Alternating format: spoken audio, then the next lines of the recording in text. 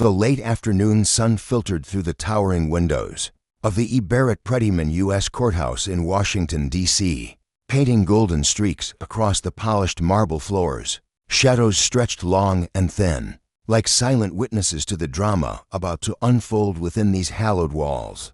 The corridors buzzed with activity. Lawyers strode purposefully, their briefcases swinging, while paralegals hefted towering stacks of documents, their arms trembling under the weight. Visitors shuffled through security checkpoints, their faces etched with a mix of curiosity and unease, as if they could sense the gravity of what lingered just beyond the metal detectors. A quiet hum of anticipation pulsed through the building, an unspoken promise that something monumental was on the horizon. In Courtroom 9C, the air felt thick with tension as the clock struck 3:45 p.m.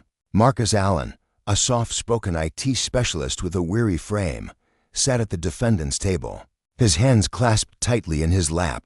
The wooden chair beneath him was unforgiving, its cold surface seeping through his slightly oversized suit jacket, a hand-me-down he'd borrowed to look respectable. His crisp white shirt clung to his skin, dampened by the sweat of nerves he couldn't suppress. Every so often, his fingers twitched, betraying the storm of fear and uncertainty raging inside him. He kept his eyes low, avoiding the piercing stares from across the room, though he could feel them boring into him like daggers. This wasn't how he'd imagined his life, sitting here, accused of crimes he swore he didn't commit, his future dangling by a thread. Beside him sat Rachel Goldberg, his public defender, a petite woman whose dark hair was swept into a tight, no-nonsense bun. Her sharp brown eyes gleamed with a quiet resolve, a fire that belied her small stature. She leaned toward Marcus, her voice a soothing whisper cutting through the clamor of his thoughts. "Stay steady," she murmured, resting a hand lightly on his arm.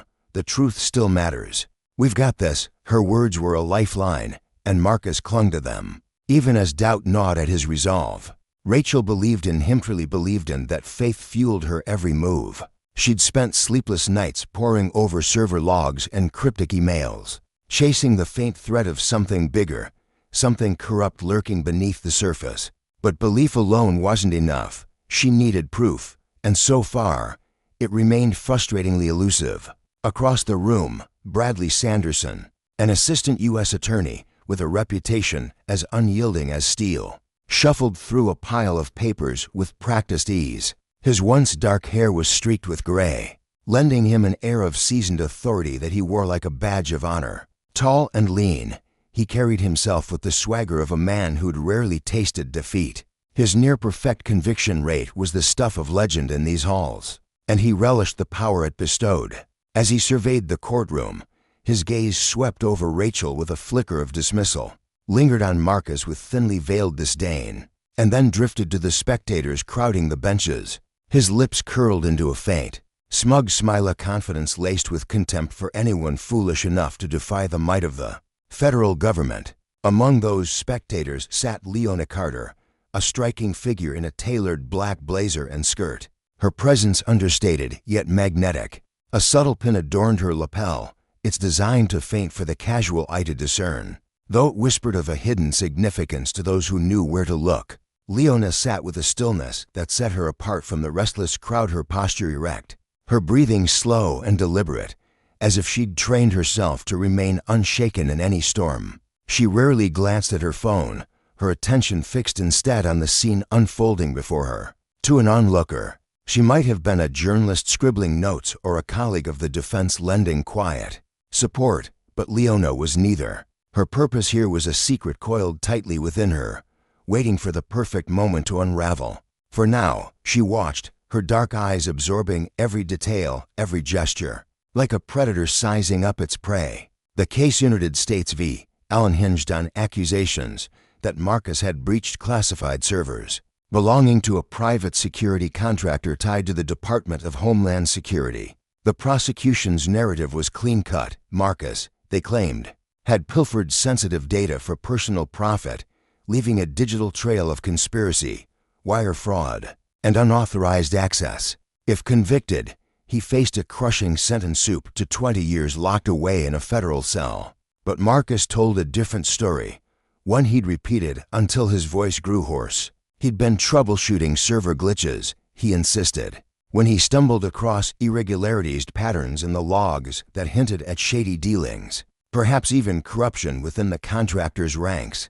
He'd asked questions, too many questions, and suddenly he was the one in handcuffs, branded a thief by the very people he'd tried to expose. Rachel clung to his version of events, her gut screaming that he was a scapegoat. But the evidence was a tangled mess of conflicting records and dead ends. High above the fray, Judge Desiree Manning presided from her elevated bench, her black robes offset by a vibrant red scarf that seemed to glow against the dark wood. Known for her even-handedness, she ruled her courtroom with a steady hand, her sharp intellect cutting through the chaos of legal sparring. She'd reviewed the pretrial filings and sensed the weight of this case national security implications. A powerful contractor with deep federal ties, and a defendant who might just be telling the truth. Proceed with care, she'd warned both sides, her voice firm as she tapped her gavel lightly against the bench. That gavel, resting now in its cradle, loomed as a silent reminder of the justice she intended to uphold, no matter where the chips fell. As the bailiff called the session to order, the room snapped to attention. Counsel rose. Marcus straightened in his seat, and Rachel offered him a quick, steadying nod. Bradley Sanderson drew a slow breath, his eyes darting once more across the gallery. They paused briefly on Leona Carter, who met his glance with an expression as unreadable as stone. He dismissed her instantly a nobody, he thought, turning his focus to the opening statement he was about to deliver. He had no inkling that Leona was far more than a bystander. Nor did he suspect that her presence would soon dismantle everything he held dear. Inside, Leona's mind hummed with purpose. Soon, she told herself, the truth will rise like a tide, and no one will be able to turn it back. Bradley Sanderson thrived in the electric pulse of Washington, D.C. To him, the city was a crucible of power, where ambition forged destinies and a single courtroom victory could catapult a career into the stratosphere. 15 years earlier, he'd arrived fresh from an Ivy League law school, brimming with a cocktail of arrogance and raw determination. His early days at the Department of Justice were a grind petty fraud cases and small-time embezzlers. Nothing to write home about. But then came his breakthrough, a sprawling Ponzi scheme that ensnared local tycoons. With ties to the city council, he'd unraveled it piece by meticulous piece, earning a glowing write-up in the press and a promotion that set his trajectory ablaze. From there, high-stakes cases seemed to seek him out, and he climbed swiftly to Assistant U.S. Attorney, a title that fit him like a tailored suit. In the courtroom, Sanderson was a force of nature. His cross-examinations where brutal defendants crumbled under his relentless barrage, their stories unraveling like cheap thread. Witnesses who faltered found themselves skewered, their credibility reduced to ashes. Judges occasionally rapped their gavels, chiding him for overstepping, but it never dimmed his shine. Juries, hungry for someone to blame in a world of chaos, lapped up his fervor. Yet for all his brilliance, Sanderson carried flaws he refused to see. His faith in the system bordered on dogma, tipping into an elitism that colored his every interaction. Public defenders like Rachel were beneath him, underfunded idealists, scrambling against his polished machine. Claims of corruption, he waved them off as the delusions of desperate men, and though he'd deny it to his dying breath, whispers among colleagues painted an uglier picture, a man who mocked female attorneys of color, dismissing them as tokens, their competence a punchline he'd share over drinks. When Marcus Allen's file landed on his desk, Sanderson saw opportunity gleaming through the cybercrime haze. The evidence server logs pinning Marcus as the intruder looked airtight. Even if the defense cried foul, he trusted the contractor's investigation without a second thought. The same contractor that had pointed the finger at Marcus in the first place. An easy win, he figured, and maybe a stepping stone to something bigger, a cushy spot on a cybercrime task force, where the real power players mingled. As he stood to address the court, his voice rang with authority, each word dripping with the certainty of a man who'd never lost his grip. But in the back row, Leona Carter watched, her silence a storm-gathering strength, ready to sweep away the foundations of his carefully built world. The lesson here stretched beyond the walls of Courtroom 9C. Justice, when wielded as a weapon rather than a shield, could twist into something unrecognizable, toppling the mighty as swiftly as it lifted the meek. Sanderson's downfall, when it came, would echo as a warning. Power abused invites its own reckoning, and no one, not even a titan of the law, stands above the consequences. Bradley Sanderson stood alone in his office, the late morning sun spilling through the blinds, casting sharp shadows across his desk cluttered with legal briefs and coffee-stained notes. He leaned back in his chair, a faint smirk tugging at the corners of his mouth as he murmured to himself, "A bulletproof conviction like this? That's the kind of win that carves your name into the history books." In his mind's eye, he could already see the bold, triumphant headlines splashed across newspapers and flickering on news tickers. Prosecutor crushes rogue national security data thief. The prestige alone would be a golden ticket, propelling him from the cramped corridors of this mid-level courtroom into the gleaming marble halls of power, perhaps a federal appointment or a corner office with a view. Ambition pulsed through him like a second heartbeat, drowning out the faint flicker of doubt that gnawed at the edges of his thoughts. That flicker stemmed from a single, nagging detail: an unnamed witness listed by the defense, shrouded in mystery. Court filings mentioned only a private security consultant who had supposedly unearthed evidence that could unravel his case. Sanderson's team had scrambled to dig up more, but the defense played their cards tight, revealing nothing beyond vague hints. He shrugged it off, the motion almost reflexive,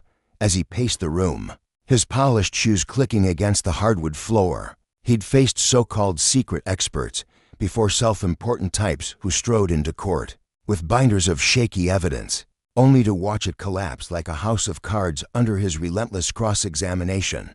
This, he told himself, would be no different. Why waste time worrying about shadows when victory was so close he could taste it? Yet, deep down, a whisper of unease lingered. If the defense was guarding this consultant's identity so fiercely, what were they hiding? Caution, though, had never been his strength. Sanderson thrived on the thrill of the hunt, the rush of cornering his prey, and today, he was certain Marcus Allen would be his next trophy. As he stepped into courtroom 9C that afternoon, the air buzzed with the quiet hum of anticipation. The wooden benches creaked under the weight of spectators, and the faint scent of polished oak mingled with the nervous sweat of those awaiting justice. Sanderson's mind was already racing ahead, crafting the closing argument he'd deliver with theatrical flourish. Marcus Allen, a cunning predator who'd slipped through the cracks just long enough to nearly escape the law's grasp. From his perch at the prosecution table, he scanned the room, his eyes briefly catching on a well-dressed black woman seated in the last row. She sat still, her posture composed, her dark suit crisp against the faded upholstery. Something about her tugged at his memory, maybe a fleeting encounter at a DC legal mixer or a face half remembered from another trial, but he couldn't pin it down. Dismissing the thought with a flick of his wrist, he returned to his notes, oblivious to the storm brewing just beyond his line of sight. That woman, Leona Carter, was no mere observer. She was the unseen force poised to dismantle everything he'd built. Leona Carter's story began in the gritty heart of Detroit, Michigan, where the city's rough edges shaped her into someone both resilient and razor-sharp. Her father, a master sergeant in the U.S. Army's military police, ruled their modest home with a quiet, ironclad discipline. She could still hear his steady voice drilling lessons into her. Order keeps chaos at bay, Leona. Never forget that. Her mother, a high school math teacher with a gentle smile and a mind like a steel trap, taught her to dissect problems with precision, to see patterns where others saw only noise. As a child, Leona devoured detective novels under the flicker of a bedside lamp, her small fingers tracing the pages as she unraveled mysteries alongside fictional sleuths. Logic puzzles were her playground, and she'd spend hours at the kitchen table, her brow furrowed in concentration, piecing together solutions while her mother graded papers nearby. In high school, Leona was a quiet force of nature. She shone in science and tech clubs, her hands steady as she wired circuits or coded rudimentary programs.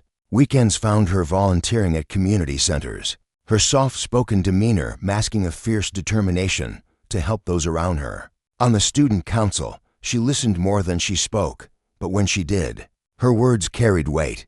Her thirst for knowledge and service burned bright, earning her scholarships to the University of Michigan.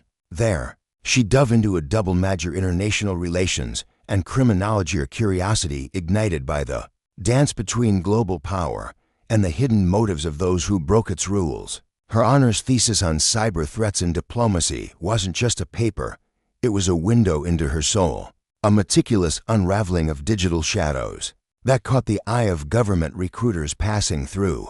After graduation, Leona weighed a path with the FBI, picturing herself chasing leads through rain-soaked streets. But fate intervened at a job fair where a Secret Service recruiter, calm, unassuming, piqued her interest with tales of the agency's lesser-known mission. Beyond guarding presidents, they hunted financial criminals and cyber threats, a blend of grit and intellect that sang to her. She signed up, stepping into their training program with a quiet hunger. The grueling months of drills and simulations revealed her gifts: patience that could outlast stone, an analytical mind that spotted cracks no one else saw, and a chameleon-like ability to fade into any crowd. She climbed the ranks, first cracking financial fraud cases as a field agent, then diving into the murky depths of cybercrime. Her superiors soon noticed her knack for undercover work, a slow-burn talent that thrived on subtlety rather than bravado. Over the years, she slipped into counterfeit rings and extremist cells, her steady hands gathering threads of evidence while her heart beat a calm, unwavering rhythm. Her latest mission, nearly a year in the making, plunged her into the shadowy world of private security contractors, firms flush with federal cash, and secrets too dirty to see daylight.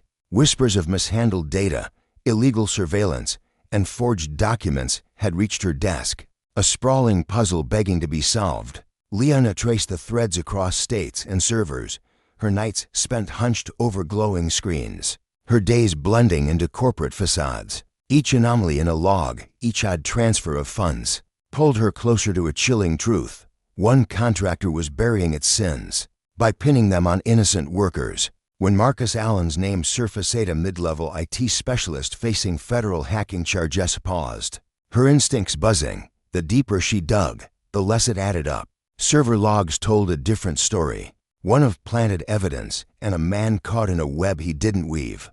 Her mission crystallized, exposed the frame job without tipping her hand too soon. Being Secret Service meant walking a tightrope. Move too fast, and she'd blow months of covert work. Wait too long, and Marcus would rot in a cell he didn't deserve. After tense debates with her supervisors, she chose to step into the light as a defense witness, her identity cloaked until the trial's edge. She fed the defense just enough slivers of ironclad proof to secure her spot on the stand, leaving the prosecution blind to the force bearing down on them. The day before she entered Courtroom 9C, Leona met Rachel Goldberg, Marcus's attorney. In a dim basement conference room, the air thick with the hum of fluorescent lights, Rachel's eyes widened as Leona slid her badge across the table. Secret Service, she breathed, disbelief melting into a cautious grin as she skimmed the sealed evidence. For Leona, this was no game of glory. She lived for the quiet power of truth, the moment when masks fell and justice took root. Now, seated in the courtroom's back row, she watched Sanderson with the patience of a predator. His voice rolled through the space, smooth and commanding, laced with a disdain he couldn't quite hide. His glances at the gallery were fleeting, dismissive. Saw her, but he didn't see her. Leona felt no anger, only a cold resolve. In less than a day, she'd rise, her words a blade cutting through his carefully spun narrative. She'd unveil the conspiracy, her Secret Service badge a shockwave that would leave him reeling. For her, it was a calculated risk, a step toward righting a wrong. For Sanderson, it would be a brutal lesson. Power unchecked breeds arrogance, and justice, when it strikes, spares no one. The trial's first day dawned crisp and early, the corridor outside 9C alive with hurried footsteps and hushed voices. Marcus Allen stood rigid in a gray suit, his tie slightly askew, his eyes darting as Rachel murmured encouragement. "Stay steady," she said, her hand brushing his arm. "Sanderson's a shark, but we've got the bigger net inside." The jury box filled with a cross-section of life teachers, mechanics, retirees, their faces a mix of curiosity and duty. Judge Manning swept in, her black robe billowing, her expression a mask of stern fairness. "All rise," the clerk called, and the room snapped to attention. A collective breath held as she took her seat. Silence settled, heavy and electric. Sanderson launched into his opening, striding to the courtroom's heart with the ease of a man who'd never known defeat. "Ladies and gentlemen," he began, his voice rich and resonant, "today, the United States will prove Marcus Allen betrayed his nation. He stole secrets he had no right to touch, and he nearly got away with it." His words painted a portrait of guilt, each syllable a brick in the wall he'd built around Marcus. But as he spoke, Leona sat still, her gaze unwavering. She knew the truth he couldn't see, that justice isn't a trophy to be won, but a scale that demands balance. And soon, she'd tip it in a way he'd never forget. The courtroom buzzed with tension as Bradley Sanderson, the prosecutor, stood before the jury, his voice sharp and unwavering, slicing through the air like a blade honed by years of certainty. He spoke of Marcus Allen's actions with an almost theatrical disdain, how the man had transferred and possessed classified files outside any sanctioned channels. A reckless move that didn't just flirt with danger, but plunged headfirst into jeopardizing the very security of the nation. This wasn't some petty mistake, Sanderson insisted, his tone thick with conviction, but a calculated crime, a betrayal of trust that left no room for excuses. He leaned on phrases like "beyond a reasonable doubt" and "undeniable digital footprints," each word landing with the weight of a gavel, painting Marcus as a sly, opportunistic predator who'd exploited his position for personal gain. The jurors sat upright, their eyes locked on Sanderson, captivated by his polished delivery, the way he wove authority into every syllable. He gestured confidently as he promised testimony from FBI computer expert specialists, who'd soon unravel the damning tale of how Marcus's own login credentials had pried open sensitive systems like a thief cracking a safe. Finishing his opening, Sanderson turned his gaze toward the defendant, his expression measured but piercing, as if to say, "The evidence will bury you, Mr. Allen, and there's no escaping it." Then Rachel Goldberg rose to speak, and the atmosphere shifted. Where Sanderson's presence crackled with aggression, hers was a quiet storm, calm, almost tender, yet rooted in a resolve that seemed unshakable. Her voice carried a gentle cadence as she introduced Marcus Allen, not as the cunning villain Sanderson had sculpted, but as a man caught in a web he hadn't spun. "Marcus isn't a criminal mastermind," she began, her words soft but deliberate. "And you'll hear how he stumbled onto something troubling, suspicious activity flickering across his employer's servers, hints of misconduct creeping up from higher rungs of power." She paused, letting the idea settle, her eyes sweeping the jury with a quiet plea. Marcus, she explained, hadn't buried the truth or scurried to protect the guilty. He'd tried to sound the alarm, and for that courage, he'd been branded the perfect scapegoat by those with darker secrets to shield. Her passion simmered beneath her restraint, a fire glowing rather than roaring, and it hooked the jury's attention. Some tilted their heads, intrigued, though doubt still lingered in their furrowed brows. Rachel pressed on, promising evidence of tampered server logs and half-baked forensic report spoof. She claimed of a calculated plot to pin someone else's sins on Marcus. Justice, she seemed to whisper through every sentence, wasn't just about punishment. It was about seeing the truth through the haze of power's distortions. Among the sparse crowd in the gallery, Leona Carter sat with a notepad balanced on her knee, her sharp eyes tracing the jurors' every twitch. She noticed how one woman in the front row shifted in her seat when Rachel spoke of manipulated evidence, how a gray-haired man murmured to his neighbor after Sanderson's mention of national security. Skepticism mingled with curiosity in their faces, and beneath it, a faint thread of sympathy for Marcus seemed to stir. Leona's gaze flicked to Sanderson, catching the way his eyes darted toward Rachel now and then it with fear, but with a cold, appraising glint, as if sizing up whether she was a genuine challenge or just another overmatched public defender. Floundering in deep waters, Leona scribbled a note, her pen steady despite the storm of thoughts in her mind. She knew her role in this drama was still veiled, her testimony a hidden fuse waiting to ignite the case.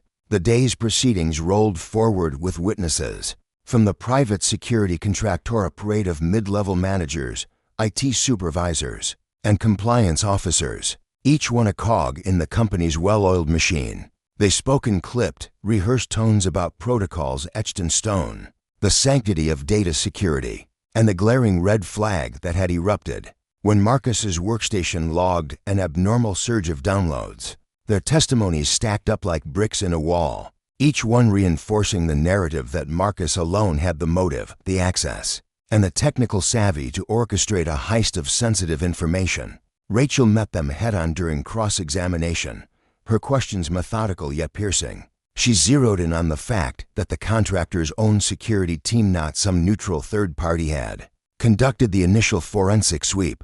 "Isn't that a conflict of interest?" she asked, her voice steady as she paced before the witness stand. "Couldn't those logs have been altered before the FBI ever laid eyes on them?"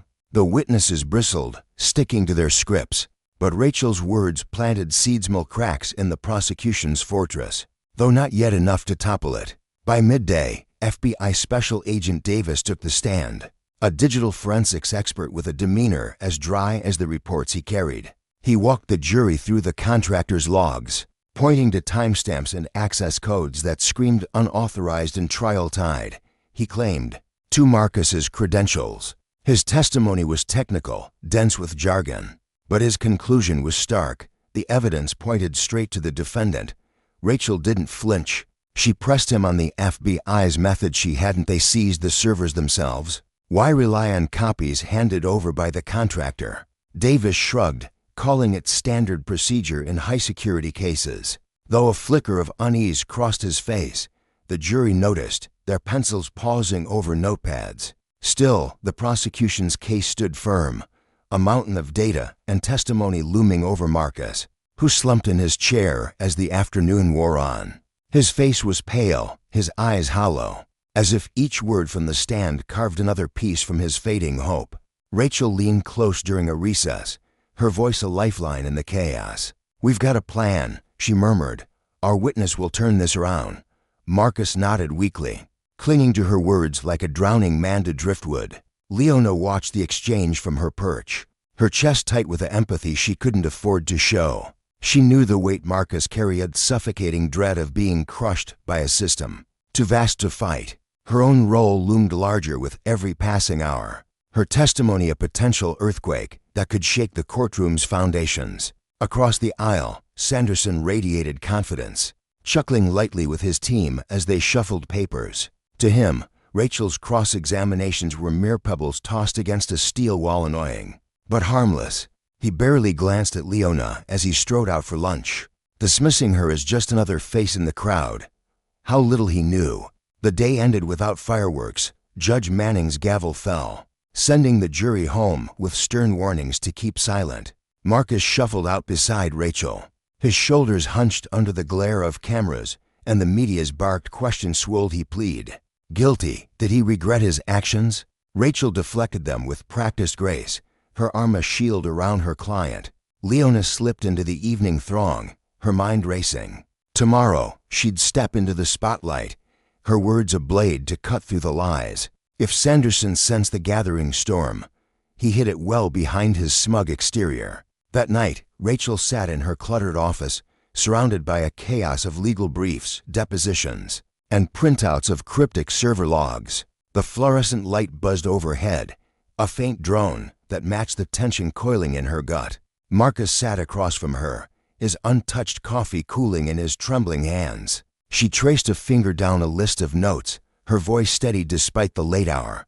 "Tomorrow, our expert takes the stand," she said. Avoiding Leona's confidentiality was still a fragile shield. "She'll show the logs were tampered with. If the jury buys it, it's a game changer." Marcus's lips tightened, his frustration spilling out in a shaky whisper. "I've been screaming about those logs forever. The IT guys treated me like I was clueless, wasn't hacking anything." Rachel's eyes softened. "I know, but proving a big contractor faked evidence, that's a mountain to climb. We've got to show the how and why, or it's just noise."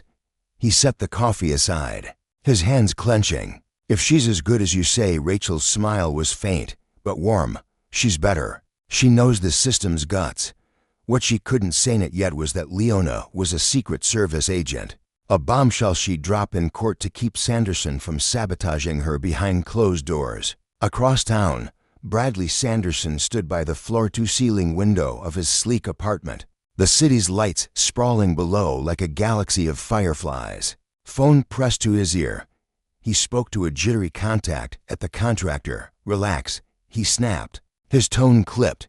"She can't prove tampering if it didn't happen." The voice on the line wavered. "This witness, thought no one knows who she is," Sanderson snorted, rolling his eyes. "Some tech wizard crying foul. I've crushed those before. The logs are solid." He hung up abruptly, a flicker of doubt gnawing at him despite his bravado. Sinking into a leather chair, he replayed the day, dismissing Rachel's jabs as desperate flailing. The contractor's security was airtight government grade.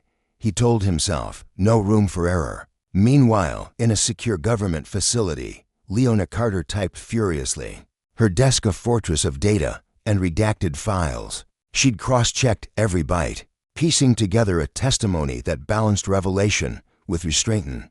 To expose the contractor's deceit, but not enough to unravel her broader investigation into their corruption. Her superiors had greenlit the plan, reveal her Secret Service ties only if pressed, preserving the element of surprise. As she finalized her notes, her mind drifted to Marcush's haunted eyes, his quiet courage, and to Sanderson, so smug in his misuse of power. Tomorrow, she'd force the courtroom to face a bitter lesson.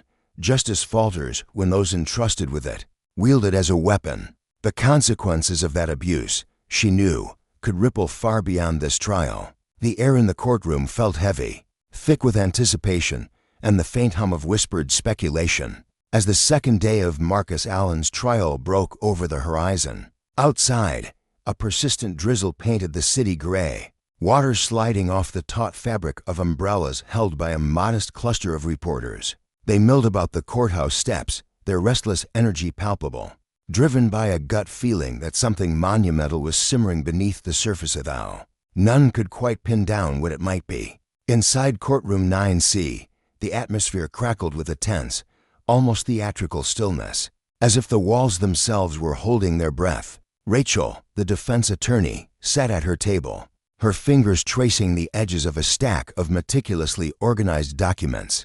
Her sharp eyes darted across the pages, but her mind churned with a deeper resolve. This wasn't just another case. It was a chance to rewrite a story that had been twisted into a lie. She could feel the weight of Marcus Allen's future pressing against her chest, a quiet but insistent ache. He didn't deserve this, she told herself, her jaw tightening. He was a pawn, caught in someone else's game, and she was determined to pull him out of the shadows of someone else's guilt. Across the room, Sanderson, the lead prosecutor, leaned toward his junior colleague, his voice a low murmur as he traded confident quips. To him, this trial was a formality, a hammer poised to drive the final nail into the coffin of a man he'd already deemed guilty beyond doubt.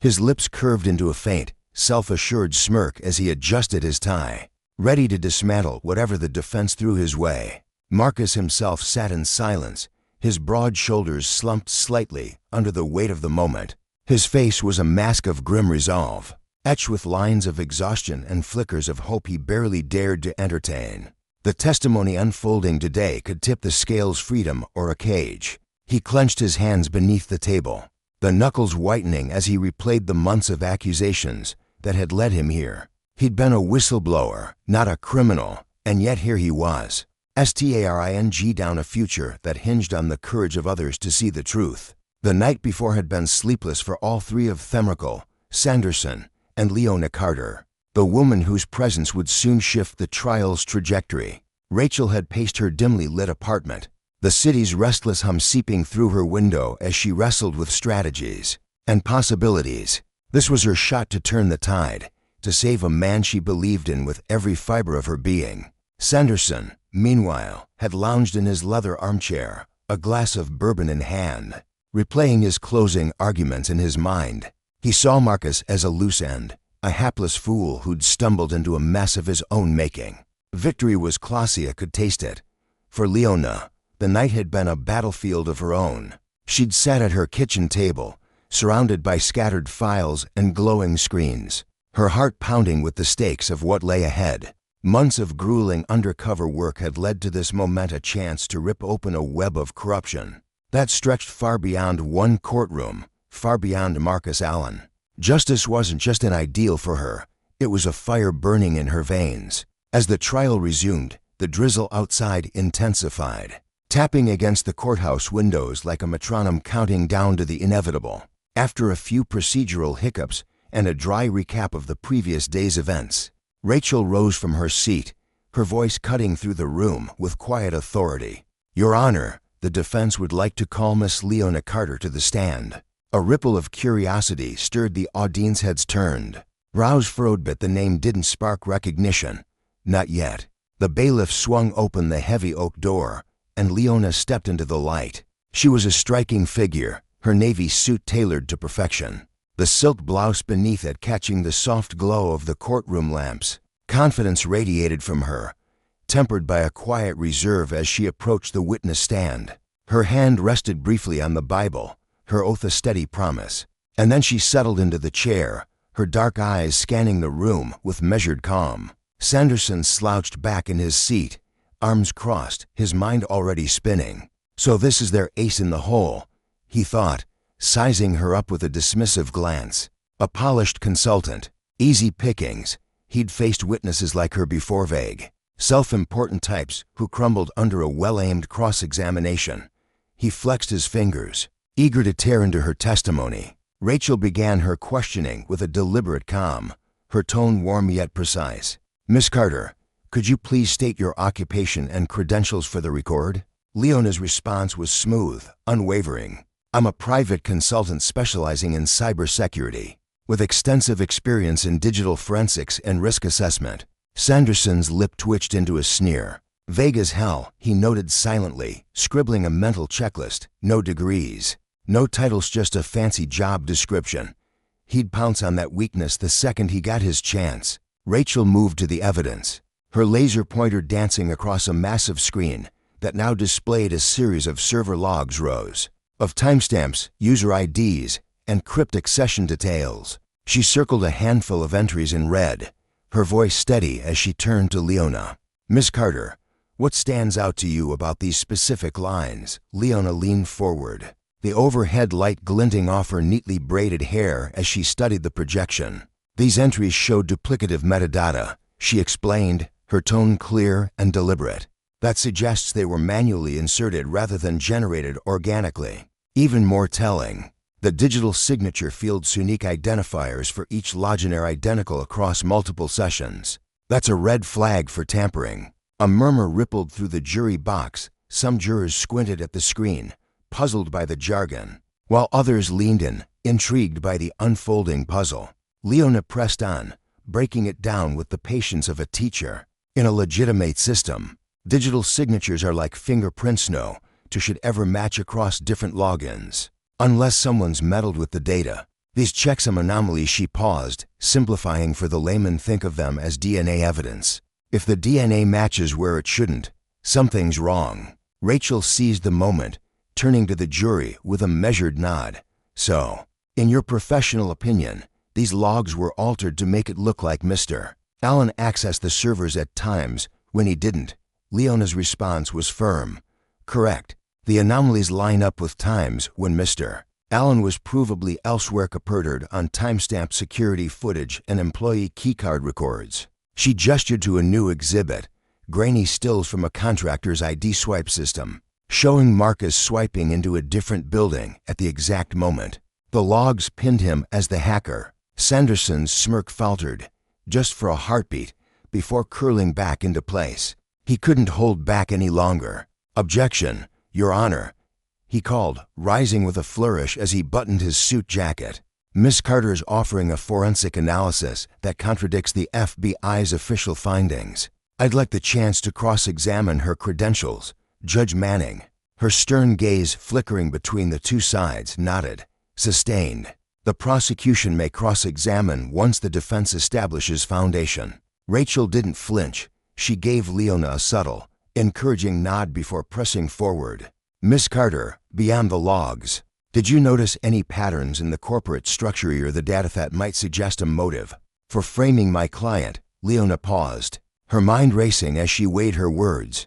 Yes, she said at last, her voice steady but cautious. Certain high-level employees at the contractor had strong incentives to bury flaws in their security protocols. Mr. Allen had been raising valid concerns about those vulnerabilities. From what I've uncovered, their response was to silence him by pinning the blame on him. Sanderson's expression darkened, his patience fraying.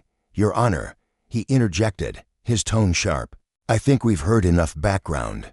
May I proceed with cross-examination?" Judge Manning waved him forward, and Sanderson strode toward the stand with the swagger of a seasoned predator, legal pad clutched like a weapon. "Miss Carter," he began, his voice dripping with mockery, "could you enlighten the court about your formal education in digital forensics? What certifications do you hold, exactly?" Leona met his stare, unflinching. "I've completed specialized training through government agencies and accredited institutions," she replied evenly. Sanderson pounced, feigning politeness. "And which agencies might those be? The FBI? The NSA?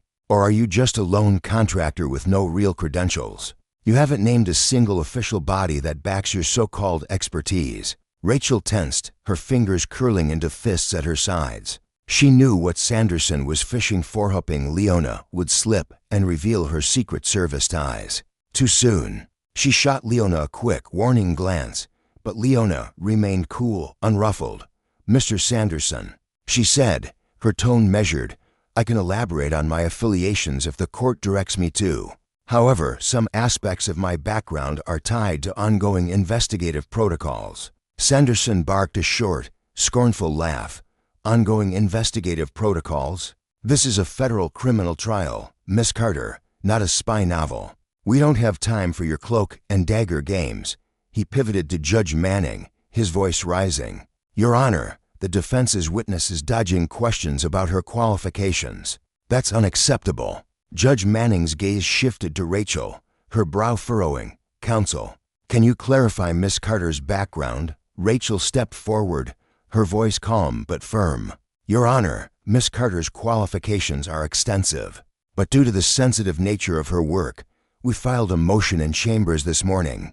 We've requested permission for her to disclose her agency affiliation under seal unless the prosecution insists on open court." Sanderson's eyebrows shot up, a flicker of surprise breaking his composure. He hadn't seen that coming.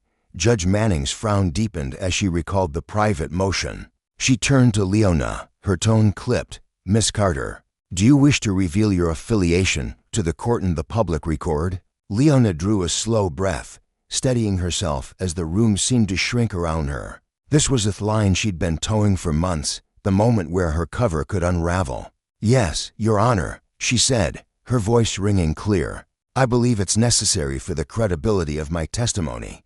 Sanderson leaned forward, his smirk widening. "By all means, enlighten us." The silence stretched taut, every eye locked on her. Leona exhaled, her words slicing through the tension like a blade. "My name is Special Agent Leona Carter of the United States Secret Service, assigned to a specialized division focused on cybersecurity and protective intelligence." A collective gasp erupted from the gallery, a wave of shock rolling through the reporters as pencils scratched furiously against notepads. Sanderson's smirk froze, then melted into something harder, his mind racing to recalibrate.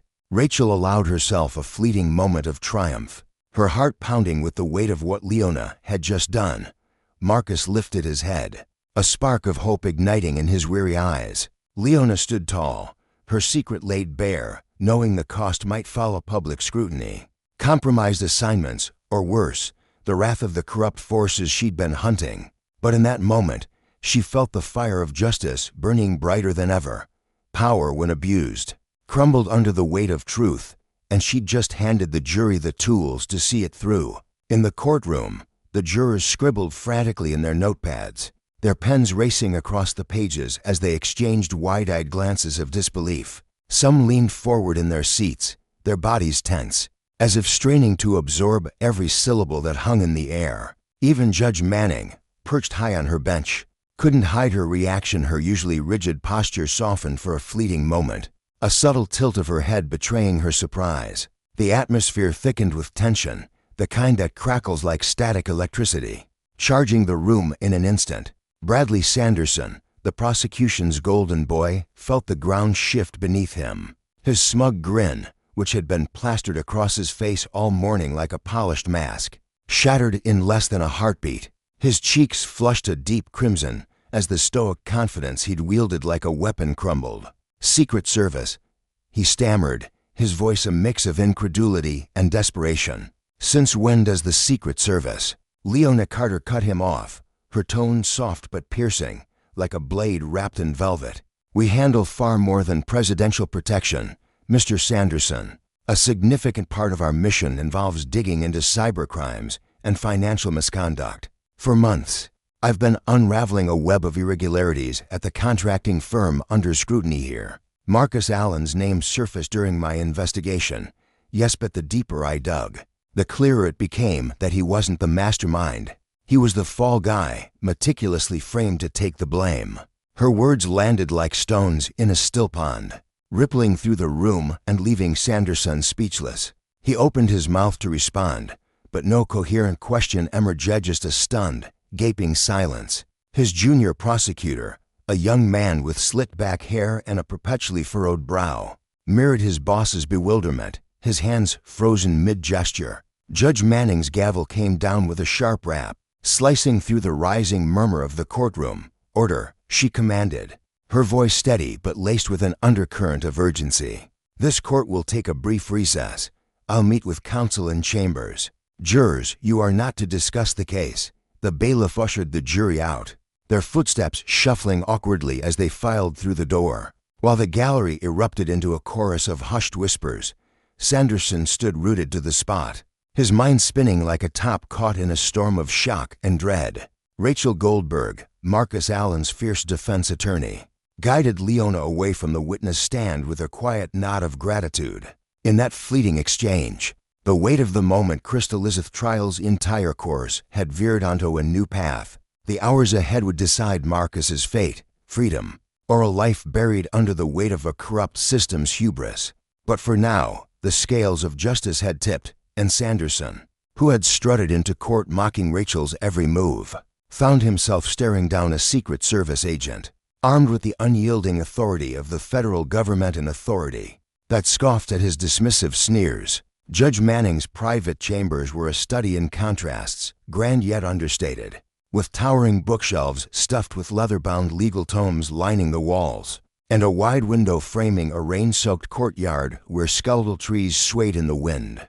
The room smelled faintly of old paper and polished wood, a sanctuary of authority carved out amid the chaos of the trial. Around a gleaming oak table sat the key players, Judge Manning, her expression calm, but her eyes sharp, Rachel Goldberg, radiating quiet determination, Bradley Sanderson, his composure fraying at the edges, and Leona Carter, her posture serene yet unyielding. "What exactly is happening here?"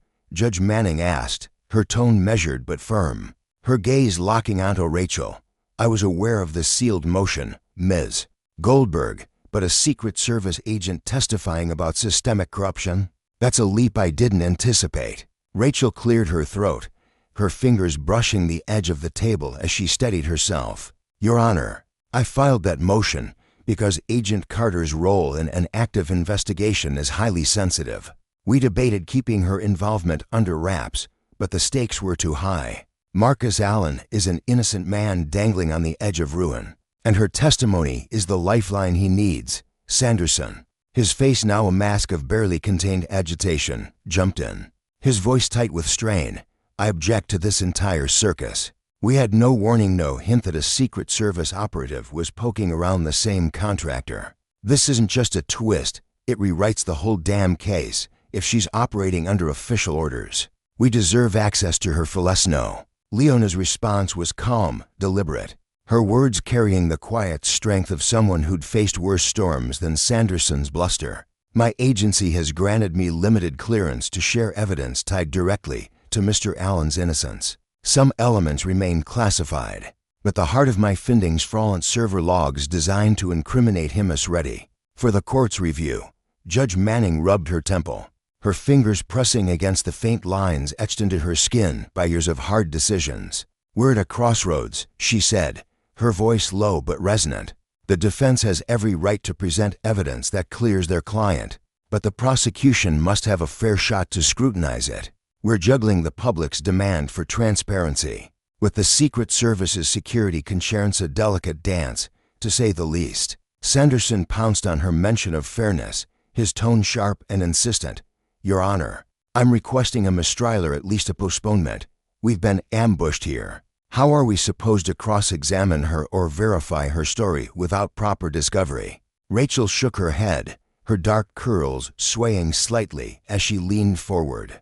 "A mistrial would be a travesty for my client, who's been trapped in this nightmare for months. Agent Carter has the logs and analysis prepared. There's no excuse for the prosecution to cry foul now. They could have dug into those records themselves ages ago." Leona observed the clash silently, her training as an agent kicking in. She saw the telltale signs in Sanderson's tightening jaw. His restless finger arrogance was his armor, but beneath it lurked fear.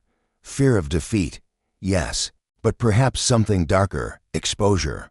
The contractor's shady dealings might lead uncomfortably close to his own circle, a possibility that gnawed at her instincts. Judge Manning drew a long breath, her chest rising and falling as she weighed the room's tension. "Here's my ruling," she said at last, her voice cutting through the thick air. "Special Agent Carter's testimony will proceed, but under strict conditions. The prosecution gets a short recess overnight to review the documents she provides. We reconvene tomorrow. I won't grant a mistrial unless I see far more compelling justification." Sanderson's jaw clenched so hard it seemed his teeth might crack, a protest simmering in his throat. But something in the judge's steely gaze stopped him cold. He settled for a curt nod. His words clipped. "Then I expect full transparency from Agent Carter. No hiding behind classified as a shield for dodging tough questions." Leona met his stare evenly, unflinched. "You'll have everything I'm permitted to disclose, Mr. Sanderson. But details tied to active national security cases stay locked down." The air in the small chamber buzzed with unresolved friction as Judge Manning ended the standoff. "We're finished here. Let's return to open court and inform the jury we're adjourning early. Tomorrow, Agent Carter resumes, and the prosecution gets their shot at a thorough cross-examination." The group rose, Sanderson bolting out first, his polished shoes clacking sharply against the hardwood floor as he stormed down the corridor. Rachel lingered, her hazel eyes catching Leona's for a heartbeat. "Thank you," she whispered, her voice trembling with the weight of what hung in the balance. "Marcus's life is on the line." Leona nodded, her expression softening. "I know. We'll keep this clean and by the book." Back in courtroom 9C, Judge Manning faced the jurors, her tone brisk as she explained the unexpected hiccup, forcing an early close to the day's proceedings. As the room emptied, a hum of excitement spilled into the houseword of a Secret Service agent's bombshell testimony had already ignited a wildfire of speculation. Reporters swarmed bystanders, scribbling notes and snagging quotes dripping with confusion or intrigue. At the defense table, Marcus Allen gripped Rachel's hand, his knuckles whitening as gratitude and relief flooded his chest. For months, he'd felt like a cornered animal, ensnared by a system that seemed hell-bent on crushing him. Now, an agent from that same system had stepped into the light, her voice ringing out, this man might be innocent. It was a lifeline he'd scarcely dared to hope for, a flicker of divine intervention amid the suffocating darkness. Across the aisle, Sanderson's junior prosecutors hunched over their phones, their thumbs flying as they fired off frantic messages to higher-ups and colleagues. The swagger that had defined Sanderson's stride earlier was gone, replaced by a grim resolve. Tomorrow, he'd come out swinging, determined to tear Leona Carter's credibility to shred Secret Service badge or not. For him, this wasn't just a trial anymore. It was a battle to salvage his reputation, to keep the cracks in his carefully constructed facade from splitting wide open. The lesson was stark: power, when abused, breeds consequences, and justice, though slow, has a way of catching up. For Leona, the day stretched on like an endless road.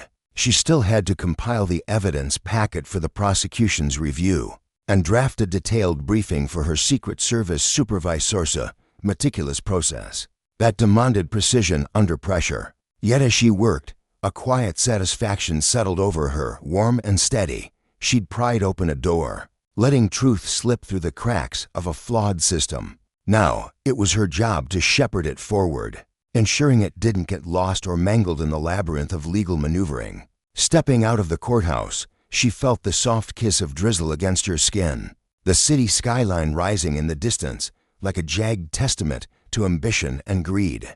Tomorrow, she murmured to herself, her breath misting in the cool air. We shine a light on those who twist that power for their own ends.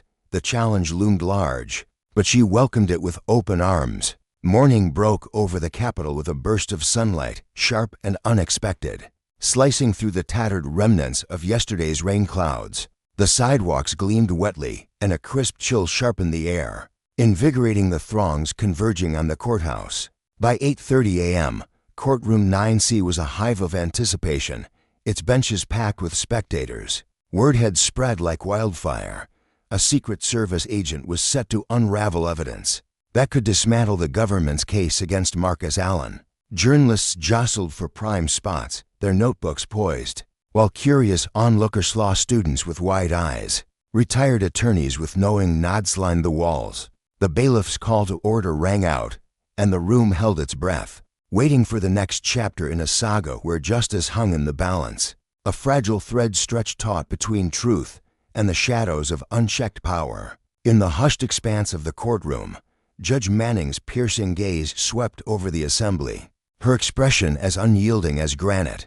With a voice that carried the weight of authority, she directed the defense to summon their witness once more. Leona Carter, a figure of quiet resolve, emerged from the rows of seats, her footsteps deliberate against the polished hardwood floor. She approached the stand, her hand resting lightly on the worn Bible as she swore an oath to speak the truth, the whole truth, and nothing less. Her eyes, sharp and unwavering, betrayed no hint of doubt as she settled into her role, fully aware of the scrutiny bearing down on her. Across the room, Sanderson rose to his feet. The fabric of his suit slightly creased, a subtle testament to a night spent wrestling with sleepless thoughts. His tie hung askew, and the faint shadows beneath his eyes hinted at the toll this case had taken. Ignoring any pretense of warmth, he addressed her directly, his tone clipped and edged with impatience. "Agent Carter," he began, letting the title hang in the air like a challenge. "I've reviewed the materials you submitted. There are missed pages drenched in black ink, entire sections obscured, names and details scrubbed out. How is the prosecution supposed to build a fair cross-examination when half the story's been erased?" His words carried a faint sneer, as if he could unravel her composure with skepticism alone. Leona met his stare head-on, her posture steady as a lighthouse against a storm. When she spoke, her voice was calm, measured, each syllable deliberate. "The redactions are there for Rio Santo Shield active investigations that reach beyond this room. But rest assured, everything pertinent to Mr. Allen's case manipulated server logs, the login timelines, the financial trails tied to the contract remains untouched and available for review." Her confidence was unshakable, a quiet force that seemed to ripple through the air. Sanderson flicked a glance toward the jury, his lips tightening. "That's your claim," he shot back. "But how do we know what's hiding in those blacked-out pages doesn't undermine everything you're saying?" Before Leona could respond, Judge Manning leaned forward, her voice cutting through the tension like a blade. "Mr. Sanderson," she said firmly, her tone leaving no room for debate, "you had your chance to raise these concerns in chambers. Let's move forward. Agent Carter, please continue to explain how these logs were supposedly tampered with." Her command settled over the room, and all eyes turned back to Leona. With a subtle nod, Leona pressed a button on a sleek remote, and the courtroom's massive overhead screen flickered to life. A cascade of new exhibits filled the display, screenshots of internal emails, fragments of code, threads of communication from within the contractor's ranks. She stepped closer to the jury, her movements fluid yet purposeful, and began to unravel the evidence in a way that felt almost conversational. "Think of digital logs like a ledger," she explained, her voice warm but precise. "Timestamps and check sometimes are the fingerprints of authenticity. When they're intact, they fit together seamlessly. But here, she pointed to a series of glaring irregularities stiptum overlapping across time zones. Encryption markers conspicuously absent, signature blocks repeated like echoes of a lie. It's as if someone grabbed pieces from different puzzles and forced them into a single frame, all to pin the blame on Mr. Allen. The jurors leaned in, their faces a mix of curiosity and dawning realization.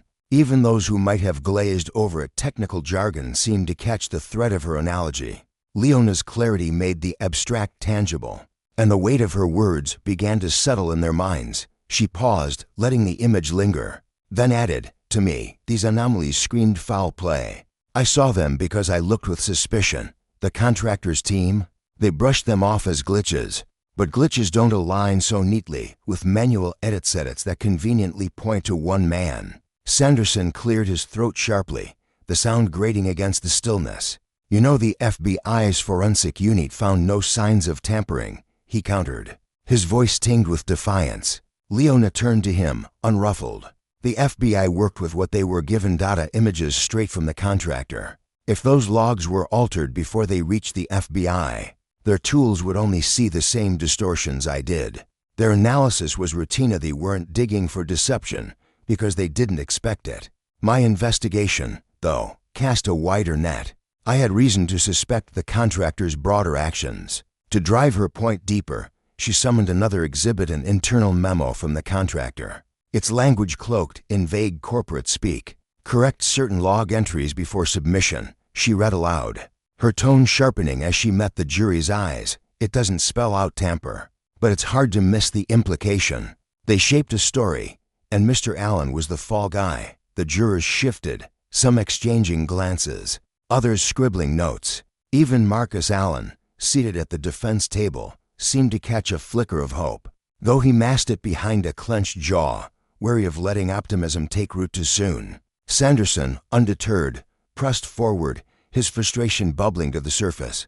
"You've been digging into this contractor for months, you say. Where's the hard proof, unredacted proof that names names in this alleged forgery?" Leona's expression softened slightly, but her resolve held firm. "Not unredacted, no. This ties into ongoing federal national securities at stake, and that's bigger than this courtroom. But I swear, under oath, my unit has enough to confirm these logs were doctored, with Mr. Allen as the scapegoat." Her words landed with quiet authority, a promise rooted in unseen evidence. Sanderson's jaw tightened, his voice rising with barely concealed irritation. "So we're just supposed to trust you? How convenient." Leona didn't flinch. "If you doubt me, call my supervisors at the Secret Service. They'll vouch for my role and my findings. I'm here because I believe an innocent man's being railroaded and justice demands I speak." Her defiance was subtle, a steady flame rather than a flare, and it left Sanderson momentarily off balance. He rallied quickly, launching a flurry of technical questions, each one a jab meant to trip her up. But Leona parried effortlessly, her responses crisp and grounded in years of expertise. Nearby, Rachel Goldberg, Marcus's attorney, watched with keen eyes, tracking the jury's reactions. She could sense their growing intrigue, the way they hung on Leona's words, the subtle nods signaling a shift toward doubt about Marcus's guilt. The air in the room felt charged, as if the truth were a current slowly building strength. Finally, Sanderson pivoted to motive, his voice booming with renewed vigor. "Why would a reputable contractor risk everything to frame a nobody IT worker?" Leona glanced at Judge Manning, who gave a slight nod.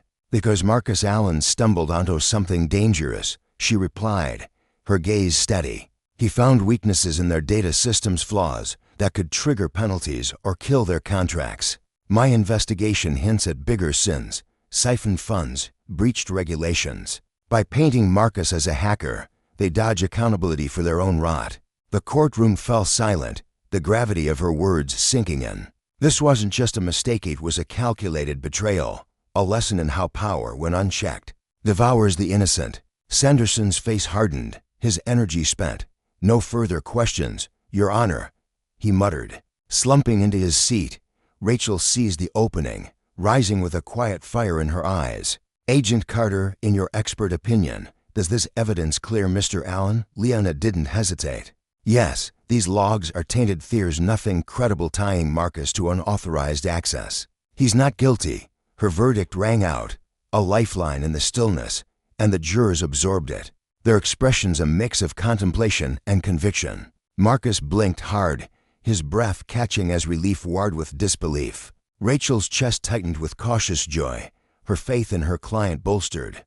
Judge Manning dismissed Leona, who stepped down with the same quiet dignity she'd carried throughout. Sanderson rubbed his temples, the fight draining from him as the session wound down. The prosecution's case, once airtight, now teetered on the edge of collapse, thanks to a federal agent who dared to peel back the lies. As Leona left the stand, her eyes briefly met Sanderson's. For a fleeting moment, she saw past his bluster, a man clinging to a crumbling facade, perhaps more lost than malicious. But sympathy couldn't sway her. Justice was her compass, and she'd charted its course outside. The corridor buzzed with whispers of the Secret Service operative who'd upended the trial. Reporters swarmed, but Leona slipped away, her duty to the truth outweighing any spotlight. Marcus, voice trembling, offered a brief thanks to the press before Rachel ushered him to safety. The next day dawned heavy with anticipation, the courtroom thick with tension as closing arguments loomed. Spectators jostled for seats, the media's clamor echoing beyond the walls. Rachel and Marcus stood shoulder to shoulder, their notes a roadmap to freedom. The contractor's shadow loomed large, its alleged sins a stark reminder. Power abused breeds ruin. But justice, when pursued with relentless clarity, can carve a path to redemption. On a tense morning in a bustling Washington, D.C. courtroom, Rachel stood poised at the edge of her career's defining moment. Her face, etched with a mix of nervous energy and unyielding resolve, radiated a quiet ferocity as she prepared to deliver the closing argument that could make or break her client's fate. Her dark eyes flickered with the weight of sleepless nights, her mind racing with every detail she'd meticulously pieced together over weeks of preparation.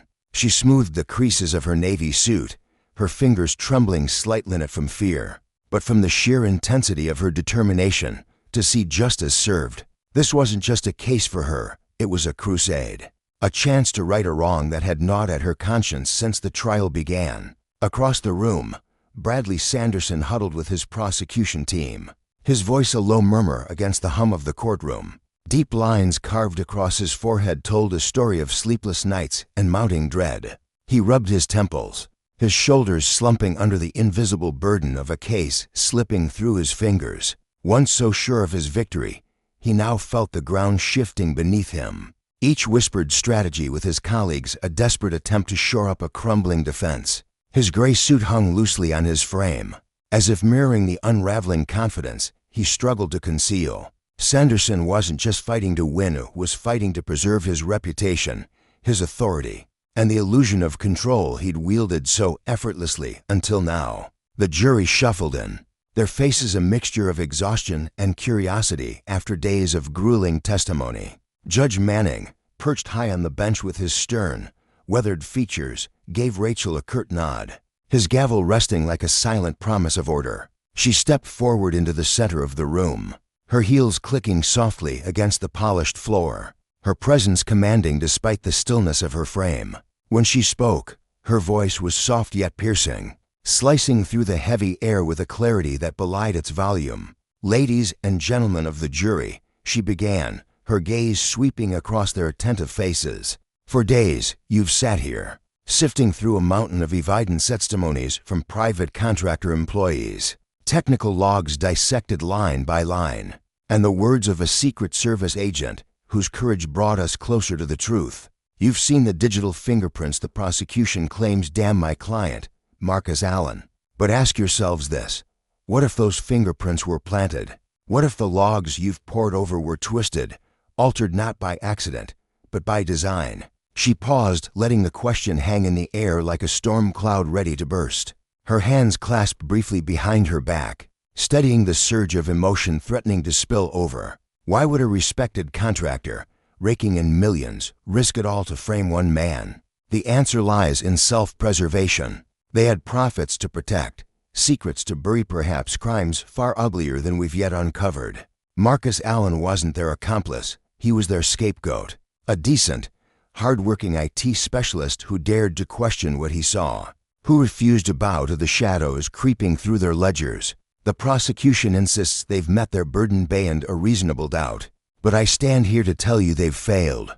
Agent Carter's forensic analysis didn't just raise questions. It tore gaping holes in their so-called evidence. You hold the power to see those doubts for what they are. You hold the responsibility to say, not guilty, because justice demands nothing less. Rachel returned to her seat, her heart pounding against her ribs, her breath shallow but steady. The jurors' eyes followed her. Some nodded faintly, others scribbled notes, their expressions a kaleidoscope of thought.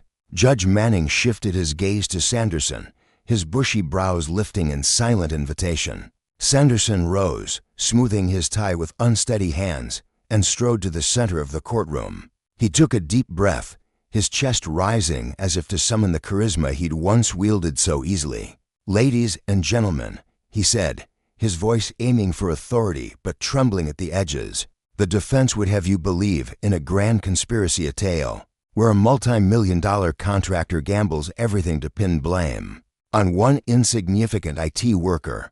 They ask you to imagine the FBI's finest forensic minds somehow mistampered logs, that this elaborate fiction holds more water than the simple truth." Marcus Allen was caught red-handed, accessing files he had no business touching. He paced a step, his polished shoes glinting under the fluorescent lights, his eyes darting to the jury with a practiced solemnity. "Agent Carter's testimony is gripping. I'll give her that. But let's not ignore the elephant in the room. Her investigation is shrouded in classified shadows. We're asked to take her at her word, to trust what we can't see. That's not how justice works.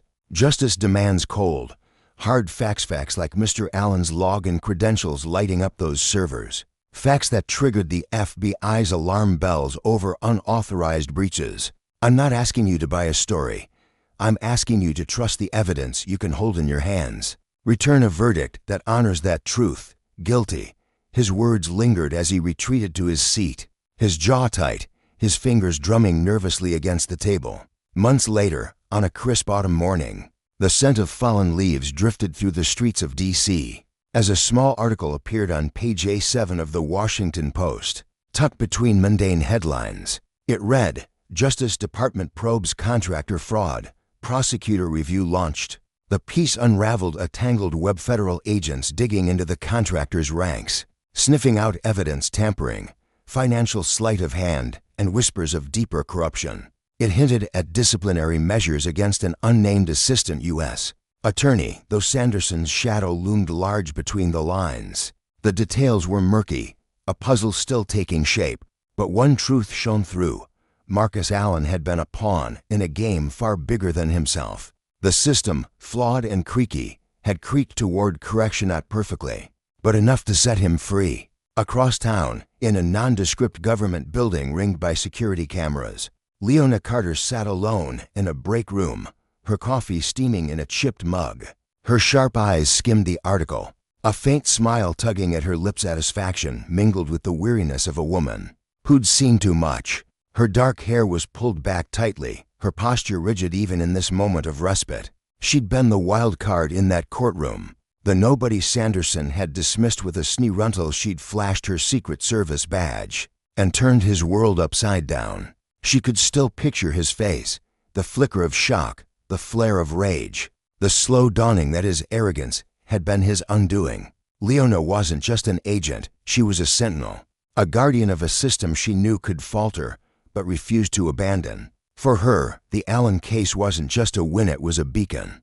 In a world of backroom deals and veiled threats, every step toward justice felt like defiance. She folded the newspaper with care, her fingers lingering on the ink, then gathered her files and stepped into the sterile hallway. New missions awaited, new battles loomed, but the memory of that trial lingered, a reminder that even the mightiest facades could crack when faced with unyielding truth. Back in that courtroom, months earlier, the air had thickened with tension as Leona took the stand.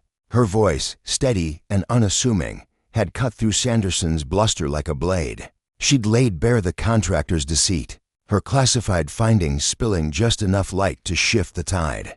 The bailiff, a grizzled man with tired eyes, had watched her with quiet respect.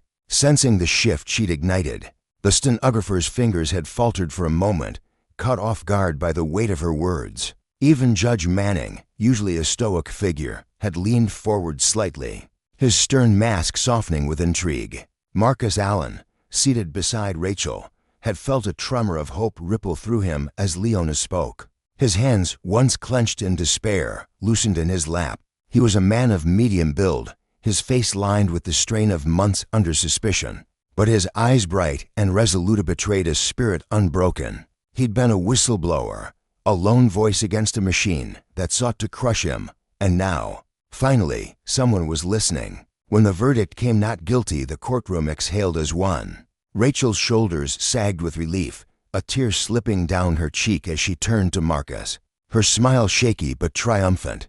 Sanderson sat frozen, his face a mask of disbelief, his hands gripping the table as if to anchor himself against the tide of defeat.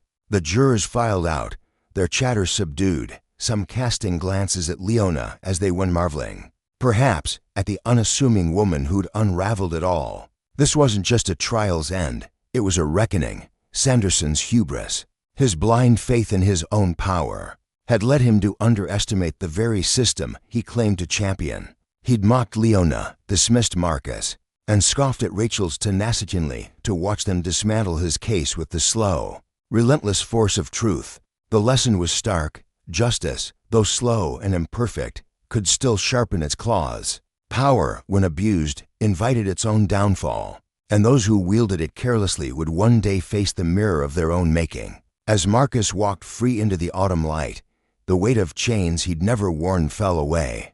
Leona, back at her desk, turned her gaze to the next fight, her resolve hardened by the victory she'd helped secure. And Rachel, packing her briefcase in the empty courtroom, felt a quiet pride bloom within her, a reminder that even in the shadow of corruption, a single voice, armed with integrity, could echo loud enough to shake the walls.